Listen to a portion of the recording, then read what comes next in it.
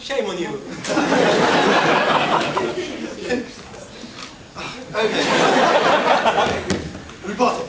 The first prop that it's really neat to like bomb churches and stuff because vendors spend resources like defending churches. Now here's a neat idea. Let's start bombing orphanages because vendors have to spend resources on defending orphanages or any other form of civil infrastructure. Let's bomb sewage stations, ladies and gentlemen, because vendors have to defend sewage stations. We say that the government simply failed to offer a very ridiculous point on this. We say that like if you're going to target everything, if you're going to target churches in order to dilute the enemy's defenses, you might as well target other civil services, and they fail to show, and obviously this point fails completely. The only real justification for targeting religious infrastructure in particular is the particular nature of its effect on morale and so on and so forth. So this ridiculous point on like defending sites is just false immediately. Now on to crazy rhetorics. Well, yes, the enemy might say like, oh, okay, you ruined our temple, so God must not exist. But let's look like at one particular group that I'm thinking of, like let's say Jews, who like years ago, like by the Romans in the exact circumstance that you have described, and that actually made us like remember this day in and day out, and like mention the ruin of Jerusalem and the temple every year for the past 2,000 years. So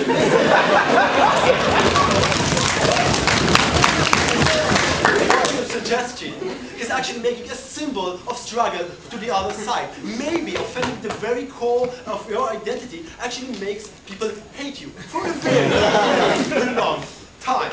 Okay, so let's get cracking with some positive, although I'm loving this. Well, okay, first, we go on side of opposition. We contend that what they suggest, the positive they are suggesting, actually constitutes collective punishment, and we'll explain to you why that's awfully, awfully bad. Second, we'll explain to you how this causes massive harms to non-competence, and we'll show you how religion is in fact something that is special and does need special protection. And lastly, we will talk about how some orders are not legitimate and actually consider the soldiers who are going to be ordered to like drag the bodies of saints and priests on altars.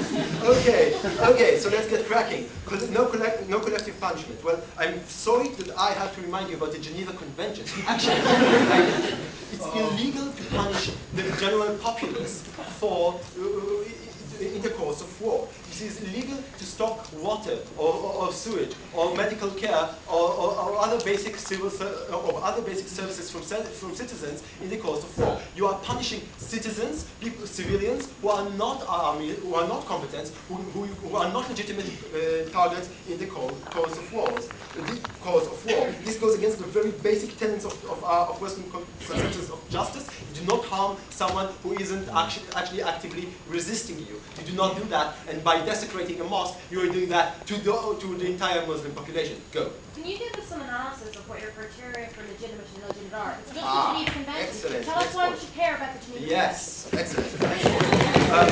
Okay, we say that this causes a direct harm to non-competence that is equivalent to denying them food, water, and medical services. This is our contention on the side of opposition, and we're actually going to try to convince you of that. So, we say the following thing. Religion can be a very, very basic aspect of your personality. Now you could say, okay, like I also like film, that's also a basic aspect of my personality. But let's look closer. We say that like religion is first something that you hold very deeply, maybe something that you hold very deeply in your heart.